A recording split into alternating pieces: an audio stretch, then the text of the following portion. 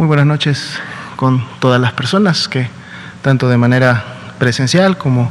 virtual atienden la conferencia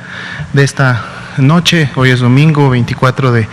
enero, estamos transmitiendo desde el Palacio Nacional aquí en la Ciudad de México en vivo en relación a el comportamiento y la evolución de la epidemia de COVID-19 en México. Y bueno, vamos a actualizar, como lo hacemos todas las noches, los puntos principales que son precisamente el comportamiento de la epidemia, cuál es el corte de la estadística oficial el día de hoy, así también como el avance de la campaña de vacunación para prevenir el COVID-19. Entonces vamos a dar inicio con estos dos componentes. Si nos comparten por favor la primera diapositiva. Iniciamos siempre, como todas las noches, actualizando los datos que son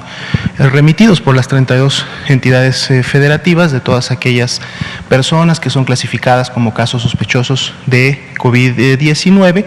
y se van integrando en función de la fecha de inicio de síntomas. En la curva azul, para el día de hoy, tenemos distribuidas 1.957.630 personas que se estima en base a los resultados de laboratorio, la clasificación epidemiológica y los porcentajes de positividad. De seguro para el corte de hoy son ya casos confirmados de COVID-19. Como pueden también notar, el día de hoy empezamos a graficar la semana ya número 2 del 2021 de este año y lo que podemos notar es una disminución que empezamos a percibir, todavía una disminución menor para efectos de la tendencia o las velocidades que teníamos y sobre todo porque sabemos que estamos iniciando la semana y que este menos 10%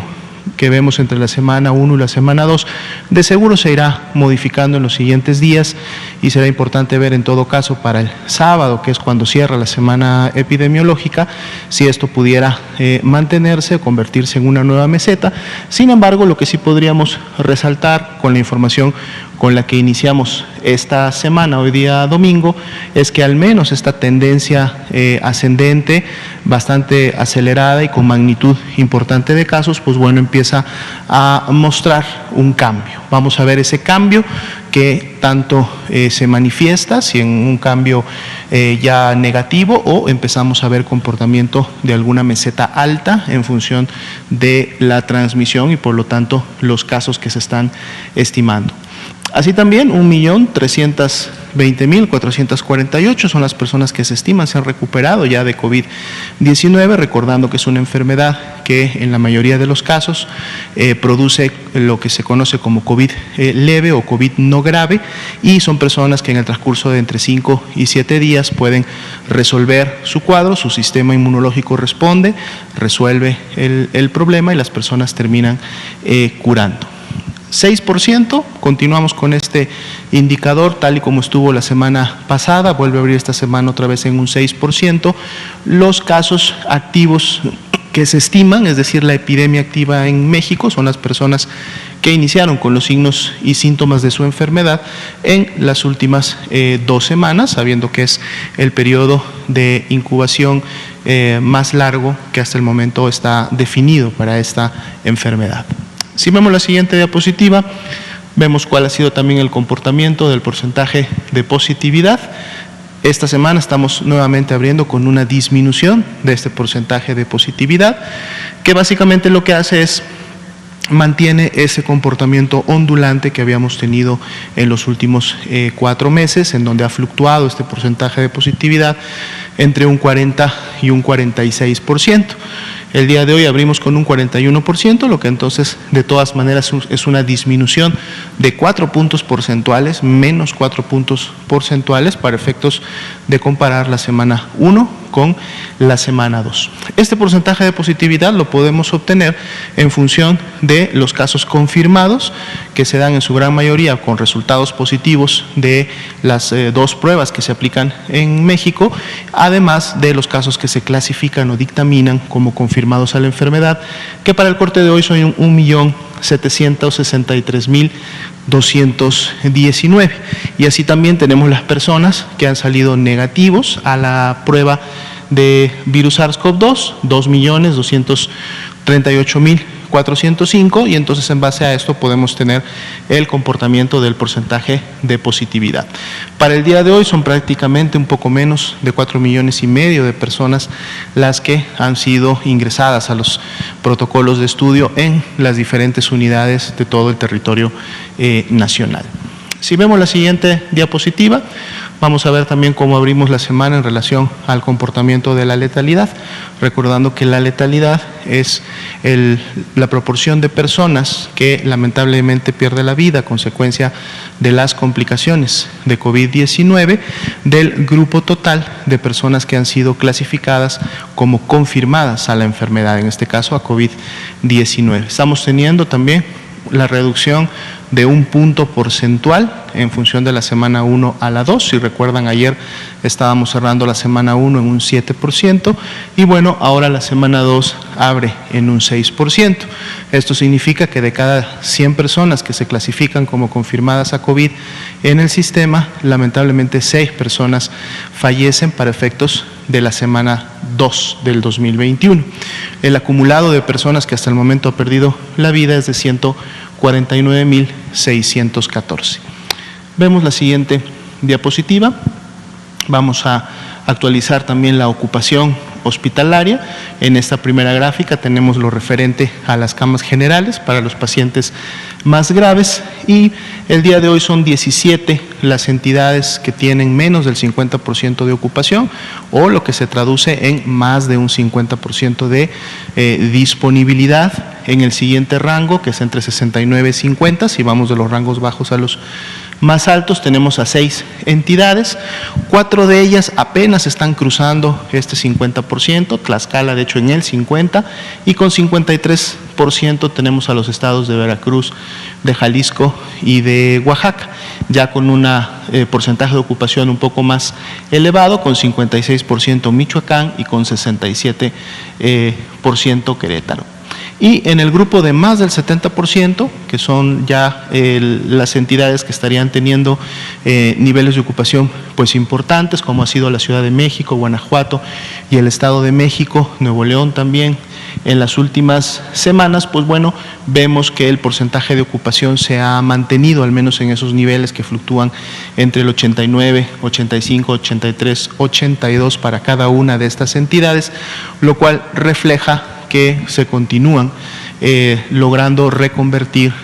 camas o expandir unidades médicas para que a pesar de la demanda de atención de pacientes que requieren hospitalización, continúan generando una cama y continúan entonces encontrando una cama disponible para poder ser atendidos. Si vemos la siguiente diapositiva, pues bueno, nos enfocamos ahora en las camas críticas, aquellas que tienen un ventilador y el equipo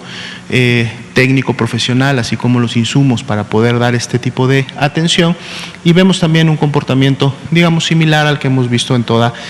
la semana. 25 entidades con menos del 50%, 4 entidades que están entre el 69 y el 50%, de hecho dentro de los rangos específicamente entre el 55 y el 57, de mayor a menor, Aguascalientes, Colima, Hidalgo y Puebla, y 3 que son las 3 entidades que ya tienen varias semanas estando en este grupo de más de 70% de ocupación, como es la Ciudad de México con un 86%, el Estado de México con un 82% y Nuevo León con un 78%, pero entonces también evidenciando que continúan los trabajos de reconversión y expansión hospitalaria que permiten, inclusive en algunas de estas entidades, notarán ustedes disminuciones, aunque pocas, de 1 o 2 puntos porcentuales, pero entonces está logrando el objetivo que es siempre tener una cama disponible más allá del incremento de la demanda que se está teniendo por estas fechas. Bien, pasemos ahora a la actualización del grupo de información en relación a la Estrategia Nacional de Vacunación, esta que se desprende de la Política Nacional de Vacunación para efectos de prevenir la infección por el virus SARS-CoV-2 y por lo tanto prevenir la COVID-19. Actualizamos diariamente las dosis que se han aplicado, recordando que siempre estas son dosis que se reportan al corte de las 4 de la tarde. Para el día de hoy, 24 de enero, son 7.204, las dosis que se reportan se aplicaron hoy domingo. Sin embargo, sabemos que este número podrá inclusive aumentar en función del corte final cuando todas las unidades o los puntos de aplicación de la vacuna terminen reportando su productividad del día de hoy. Como podemos ver, por ejemplo, para el día de ayer, 23 de enero, que se incrementa el número de dosis aplicadas a 17.493 y de ahí la expectativa también que estas 7.204 pues vayan a verse incrementadas para el reporte del día de mañana. Si vemos por favor la siguiente diapositiva. Tenemos el acumulado del total de dosis que hasta el momento se han aplicado, 629.626, ya sumando las dosis del día de hoy. Y bueno, en esta curva obviamente vemos el comportamiento de cómo se ha dado para cada uno de los días desde que empezó la vacunación el 24 de diciembre, cómo se ha dado el incremento acumulado para cada uno de estos días. Si vemos la siguiente diapositiva, tenemos distribuidas estas mismas dosis, las 629.626 aplicadas, en los dos grupos que en su momento están recibiendo estas dosis, que es todos aquellos que ya recibieron la primera, pero también aquellos que en su momento ya están recibiendo la segunda. Podemos ver que de todas las personas que hasta el momento han recibido una primera dosis, estas 604.441, de este grupo el 4% para el día de hoy, que son 25.185, ya han recibido también la segunda dosis, que está normada para efectos de la vacuna Pfizer, con el objetivo precisamente de poder lograr los niveles de eficacia que esta vacuna ha demostrado para efectos de las dos dosis. Esto lo veremos incrementarse de manera más importante, sobre todo la primera semana de febrero, que es cuando empiezan a vacunarse con las segundas dosis los grupos que en mayor cantidad se vacunaron la semana en donde llegó un poco más de 430.000 dosis a México. Si vemos de hecho en la siguiente diapositiva, podemos notar el avance por entidad federativa de la dotación que en su momento fue asignada el 20 de enero, llegó el 19 de enero y entre el 20 y el 21 se terminó de distribuir en todas las entidades y las entidades iniciaron prácticamente el 21, algunas ya el 22 durante todo el día con su aplicación, y entonces aquí podemos ver el avance solamente de esa última dotación que llegó. Y también pues se resalta que las entidades que están ya aplicando sus segundas dosis, este es el avance que llevan, Ciudad de México, Coahuila y Nuevo León, para efectos de que estas entidades habían ya terminado con la gran mayoría de las primeras dosis. Son 18 las entidades que para el día de hoy tienen ya un avance de más del 95% de aplicar estas dosis que llegaron la semana pasada. Si vemos la siguiente diapositiva. Aquí tenemos precisamente el avance de la vacunación en función de las fechas en las que llegaron los diferentes embarques, ¿no? Ponemos atención sobre el último, todos los anteriores ya tuvieron un 100% de distribución y aplicación, y el último precisamente ahora tiene un incremento para efecto de aquellas dosis que se distribuyeron a las entidades y que se están aplicando sobre todo como primeras dosis al personal de salud de primer contacto, de primera línea con los pacientes COVID, un 38%. Y tenemos un monto importante que representa un 42%, son 91.350 dosis que están reservadas para este grupo que empieza, decíamos, la primera semana de febrero, que debe de empezar a recibir de manera importante las segundas dosis. Ya están aquí reservadas y en su momento veremos cómo inicia esta aplicación, así también como una reserva estratégica de 6.940 dosis que están en este momento todavía en ultracongelación en el INCAN, al igual que las dosis que se reservan para la segunda aplicación, refiriéndonos a la ultracongelación. Si vemos la siguiente diapositiva, tenemos el comportamiento y cómo se han estado presentando los eventos supuestamente atribuibles a vacunación e inmunización. El día de hoy también se actualiza a 4.000 208 casos notificados de estos eventos, destacando que la gran mayoría de ellos, el 99%, son ESAVIS no graves y corresponden solo a reacciones locales, reacciones temporales pasajeras que en su momento se producen no solamente con esta vacuna, sino prácticamente con todas las vacunas que en algún momento se le aplica a una persona. Solo el 1%, y representan 40 casos o 40 personas,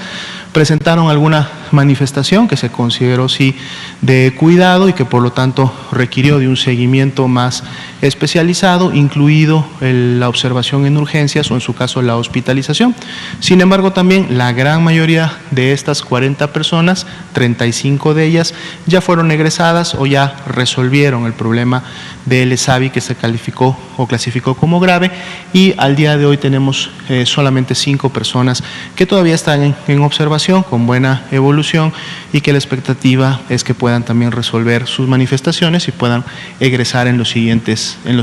días. Pueden ustedes encontrar, decíamos, la distribución por edad, por sexo y las entidades federativas en donde se han presentado los ESAVIs graves, estos 40. Y bueno, resaltamos que para efecto de ESAVIs y de las dosis que se han aplicado hasta el momento, estos se han presentado y reiteramos en su gran mayoría, 99% ESAVIs no graves,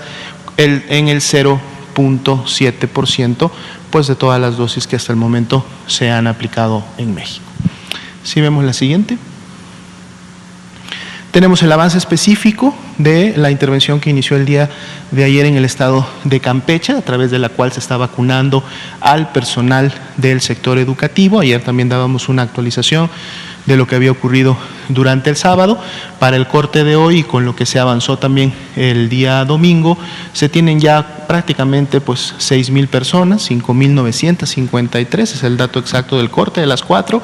recordando también que este dato de seguro tendrá un incremento cuando se termine de aplicar y se hayan cerrado los diferentes puntos de vacunación, y así es como va también avanzando este grupo, recordando que fue un total de 20,000 dosis las que se enviaron y reservaron para esta intervención en específico, habiéndose identificado pues un universo que es similar a este número, que está compuesto precisamente por todas las maestras, los maestros, así como el personal de este sector que contribuye o labora en las diferentes unidades educativas y que son necesarios para en un momento determinado la unidad pueda operar. Si vemos en siguientes diapositivas, tenemos algunas de las fotografías del día de hoy. Aquí está precisamente representada la brigada Correcaminos. Como ustedes saben, estas brigadas, cada una de ellas está compuesta por 12 personas de diferentes instituciones, diferentes dependencias, diferentes profesiones, lógicamente integrada por los vacunadores, que son médicos, médicas, enfermeros, enfermeras, que en su momento son los que aplican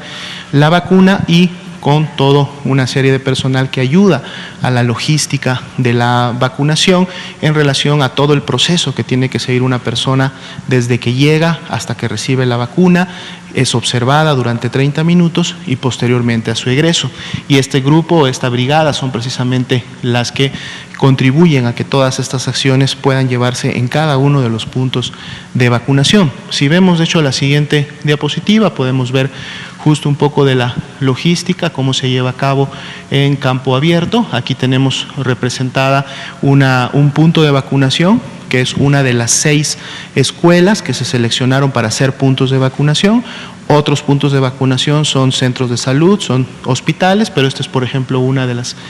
6 escuelas, y pues bueno, vemos que hay toda una logística de inicio en la medida que las personas van pasando a recibir su vacuna. Si vemos en la siguiente diapositiva,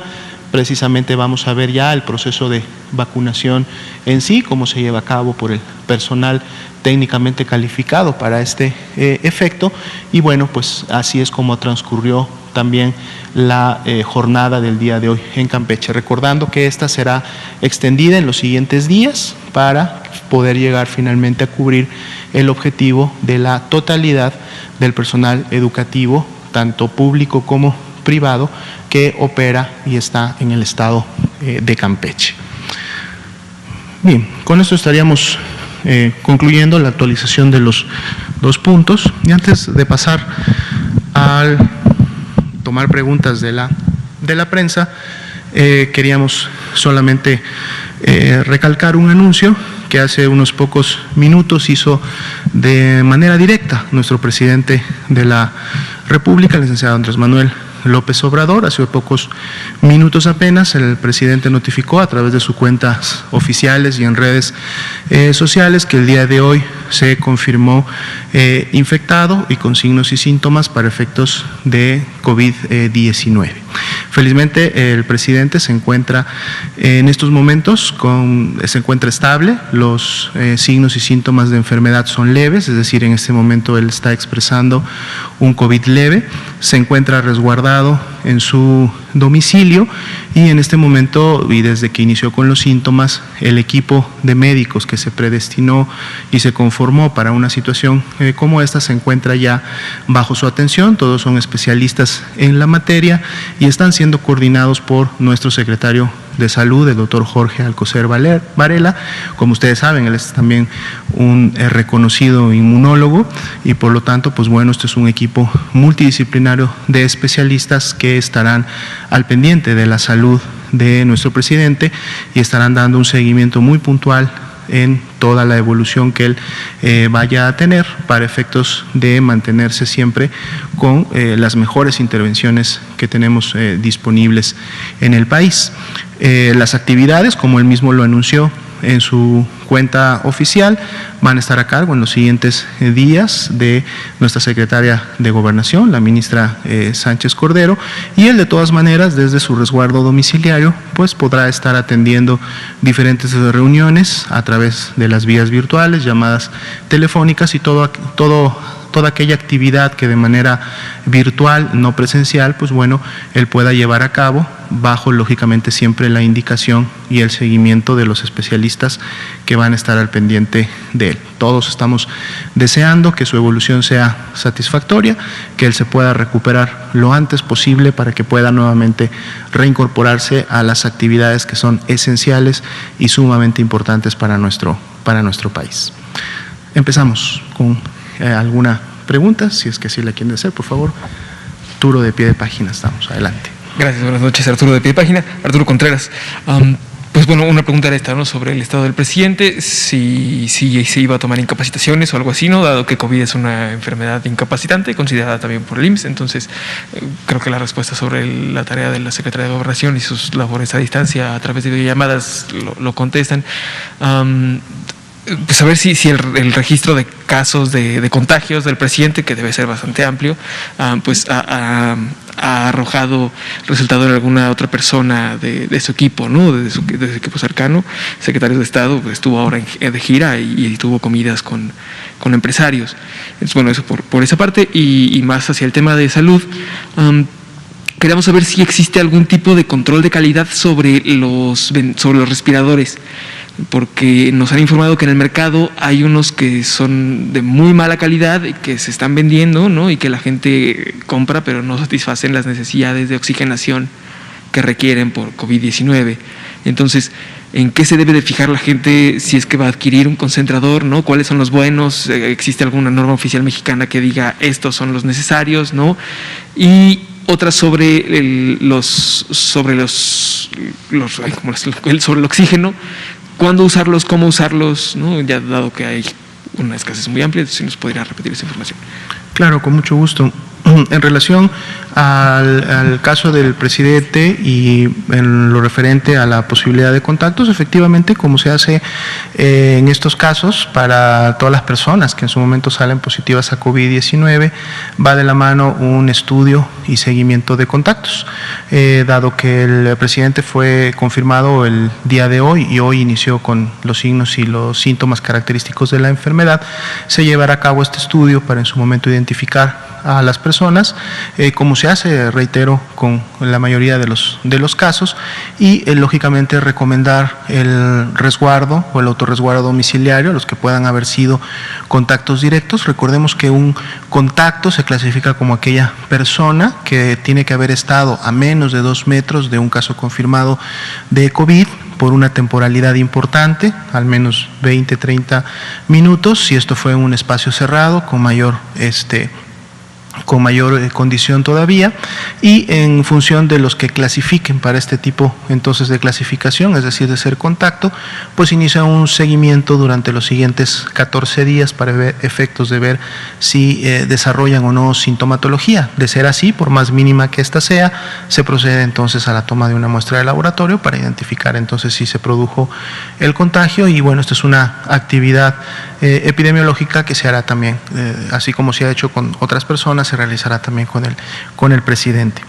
En relación a los concentradores de oxígeno, pues bueno, hay que recordar que podemos empezar desde el hecho de que todo dispositivo o producto que va a atender algún tema de salud debe de contar con un registro sanitario, sobre todo si los gases, componentes o sustancias que va a manejar o producir van a ingresar al sistema humano, van a ingresar en este caso a través de los pulmones. Entonces esto es algo que lógicamente sería como un primer paso para verificar.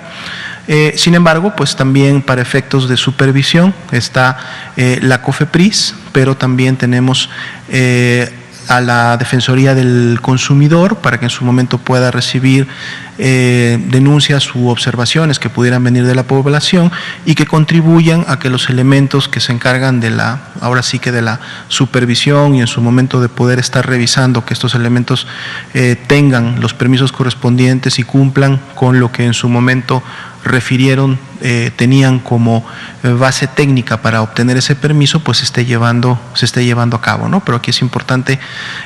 obviamente, que la supervisión también inicie, lo decíamos previamente, creo que el día viernes, a través de una supervisión médica. O sea, recordemos que un primer indicio que este dispositivo esté o no funcionando tiene que ver precisamente con si se está produciendo o logrando la mejoría de la oxigenación.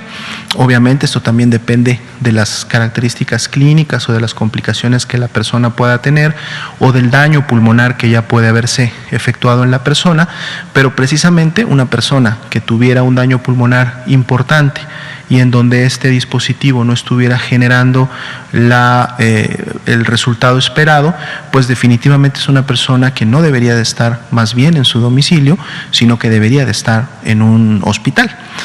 Por eso la importancia y la recomendación de la mano del registro sanitario del dispositivo es que éste se utilice bajo la supervisión médica, para que entonces sea un profesional de la salud calificado el que en su momento vea la posibilidad de continuar con un tratamiento domiciliario de este tipo,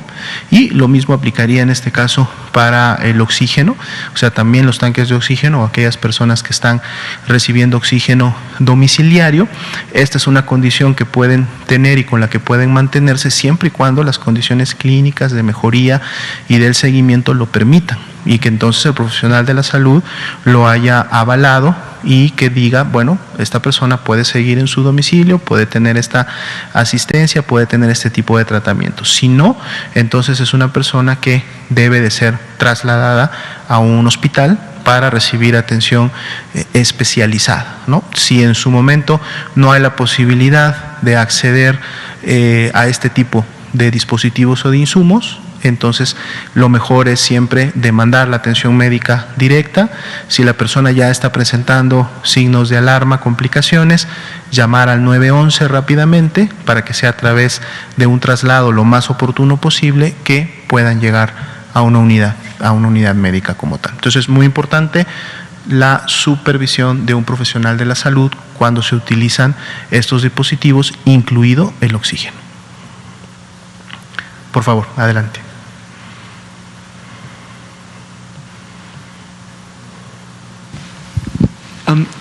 El presidente Andrés Manuel López Obrador tiene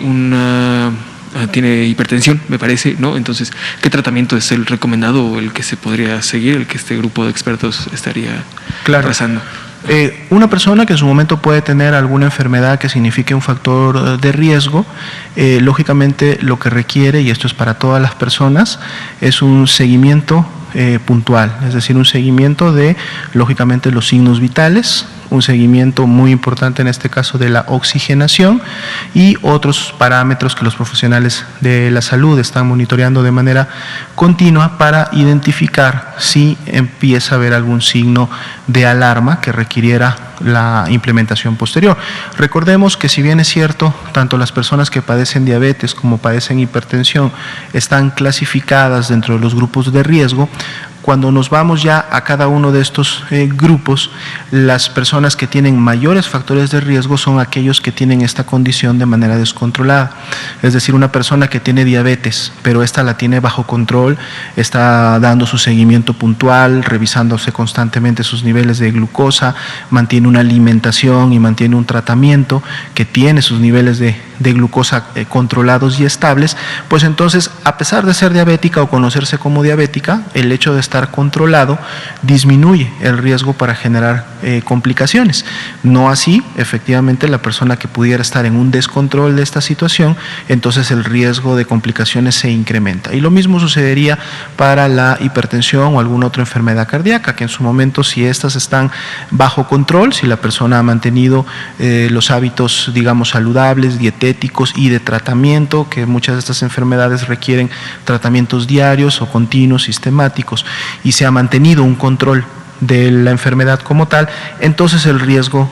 disminuye, porque entonces no se tiene la condición que en su momento produce que este riesgo se incremente para efectos de la afectación del sistema inmunológico o para efectos de la afectación de las capacidades pulmonares, ¿no? Entonces, si el problema está contenido, es decir, la persona está bajo seguimiento y mantiene sus enfermedades bajo control, entonces el riesgo también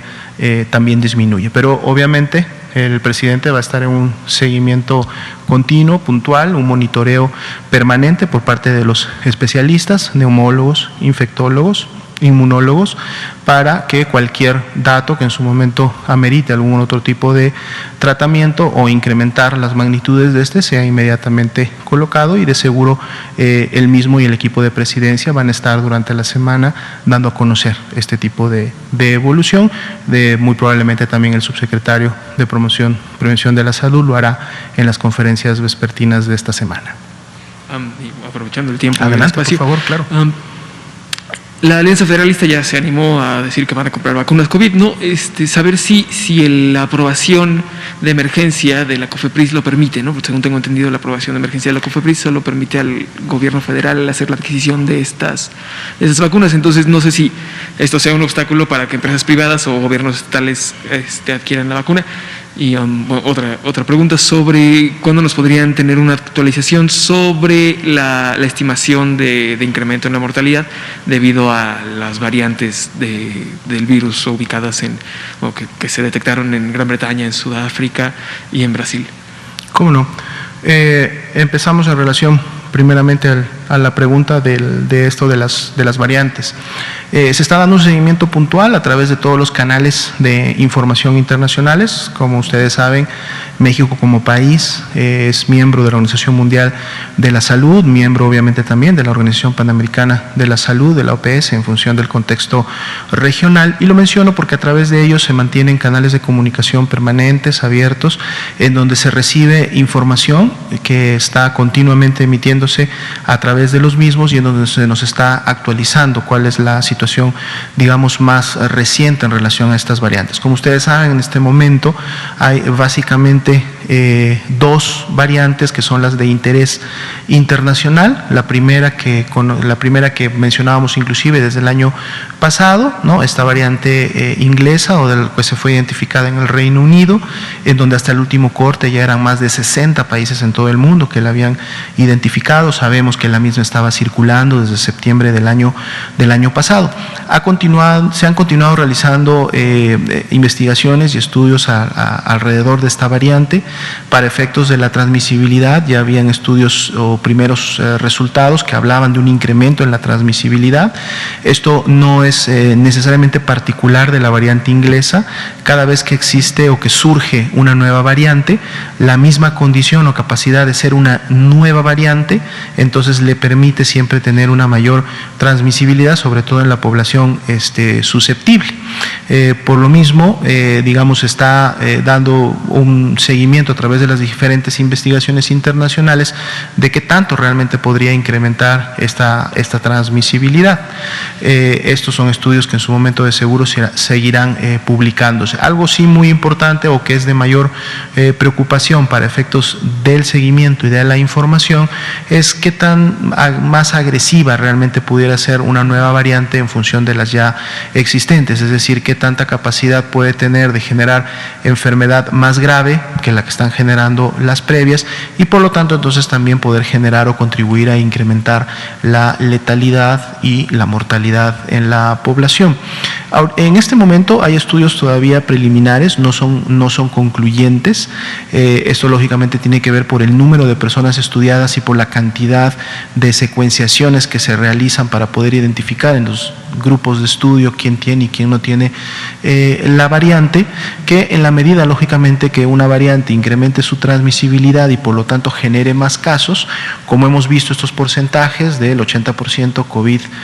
no grave, 20% COVID grave y dentro de este grupo COVID crítico, pues bueno, si se incrementa obviamente el número de personas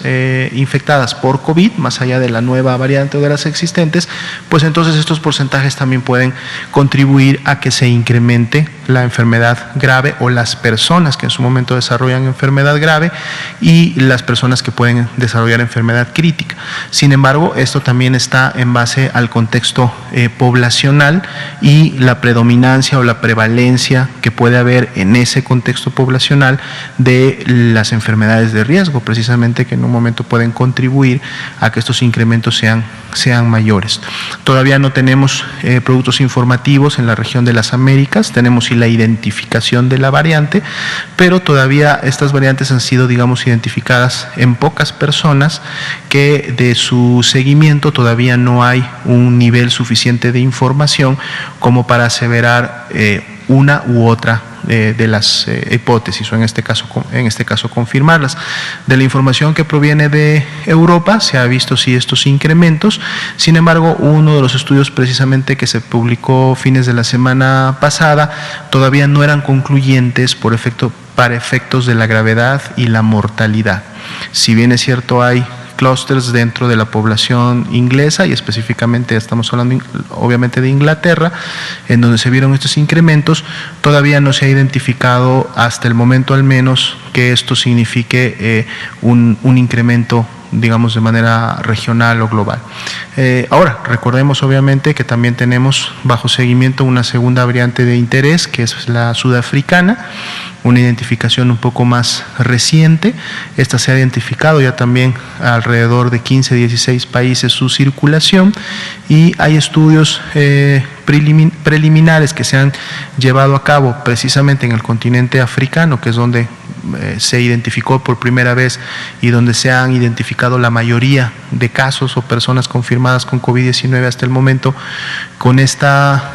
variante. Algo que se está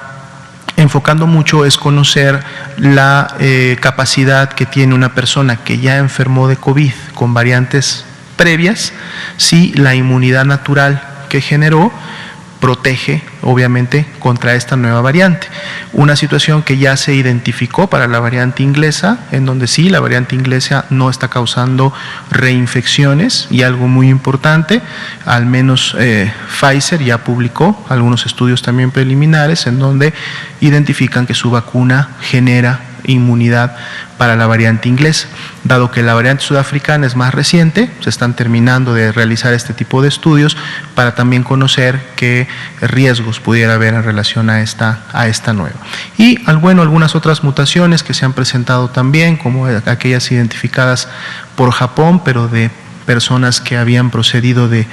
Brasil y por lo tanto se acredita que la variante o este cambio, perdón, de mutaciones se dieron en Brasil como tal, y a las que también se está dando seguimiento. Y de seguro, así como estas, irán saliendo en el tiempo varias. Lo importante siempre será, uno, si tienen capacidad o no de producir enfermedad más grave y por lo tanto incrementar la mortalidad. Dos, si tienen capacidad de producir reinfecciones, es decir, una persona que ya enfermó,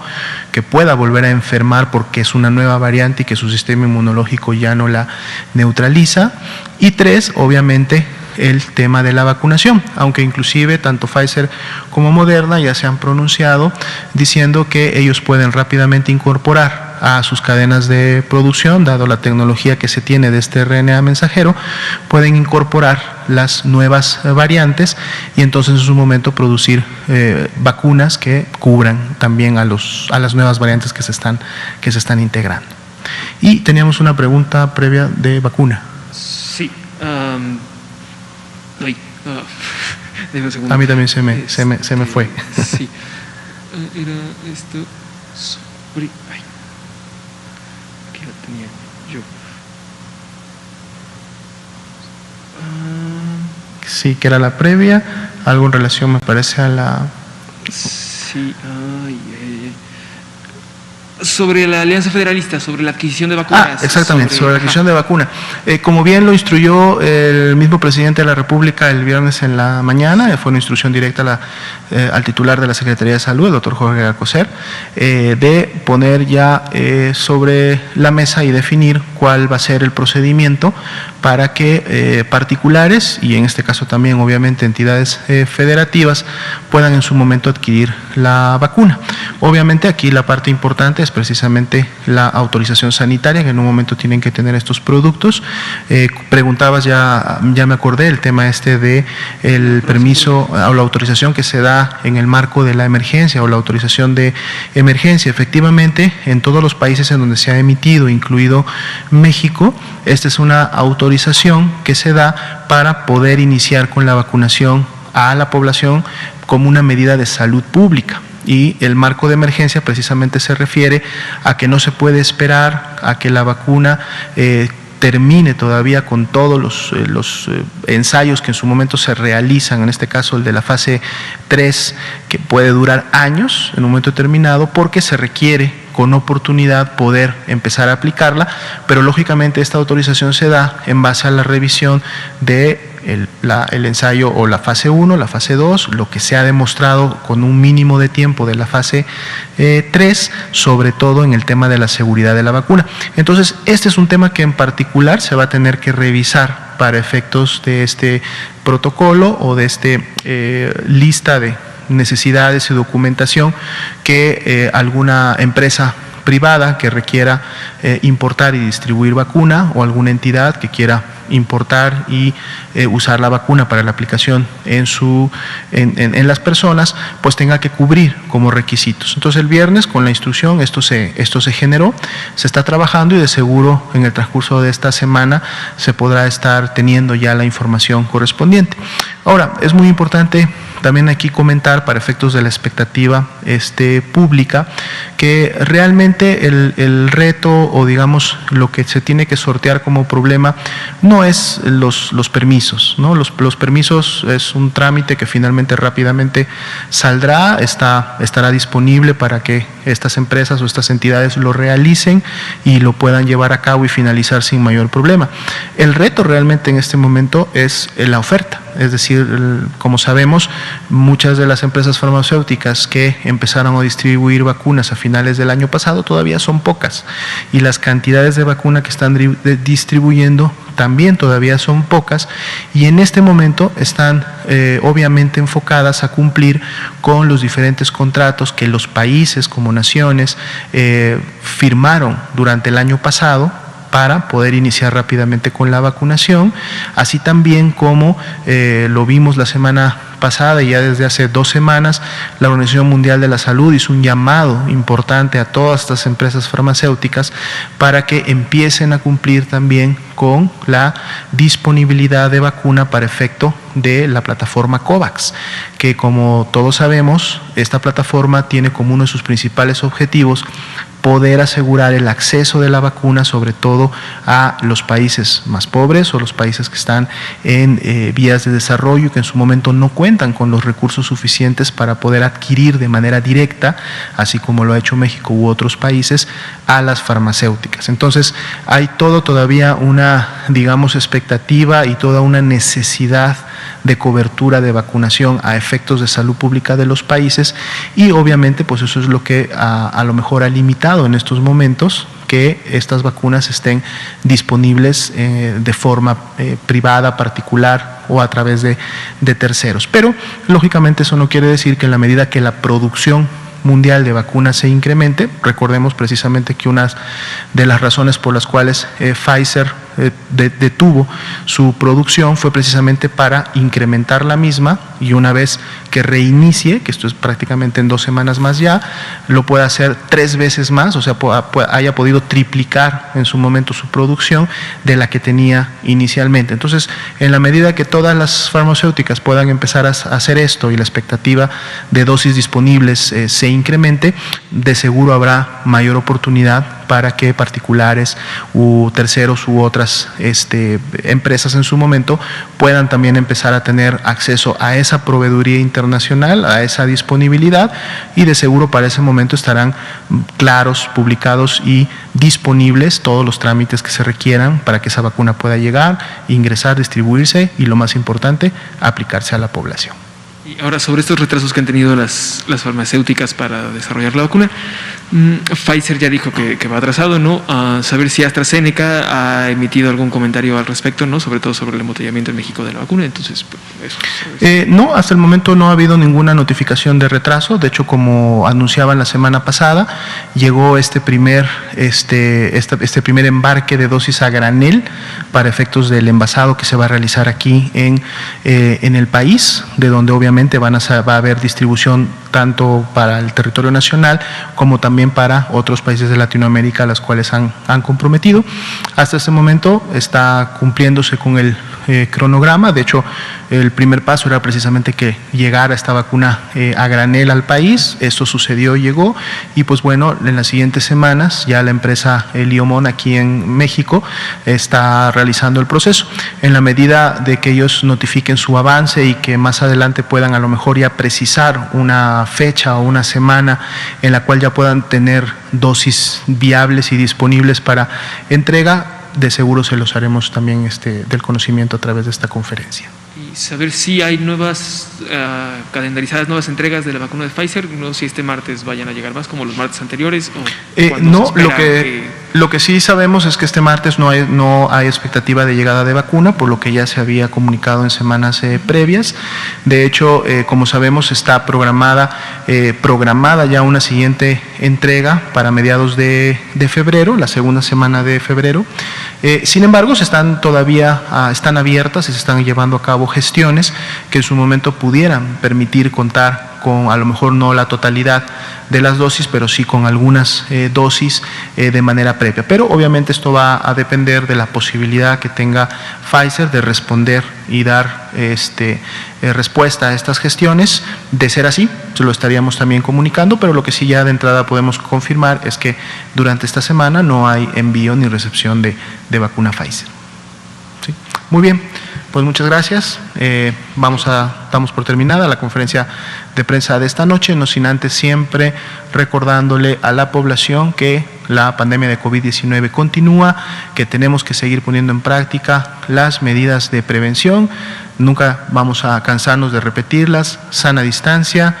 lavado de manos permanente continuo y el uso adecuado del cubrebocas. Son 3 medidas que, si nosotros las implementamos en el día a día, en todo lo que hacemos, y lo hacemos obviamente cuando por alguna necesidad de fuerza mayor tenemos que salir al espacio público, sabiendo que la mayor parte del tiempo debemos de quedarnos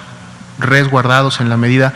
de lo posible en nuestros domicilios, entonces todos juntos, sociedad y gobierno, estaremos contribuyendo a disminuir, mitigar la epidemia y, sobre todo, lo más importante, continuar dando tiempo para que la política nacional de vacunación continúe con su implementación y que pues esta medida preventiva en su momento pueda generar los objetivos que están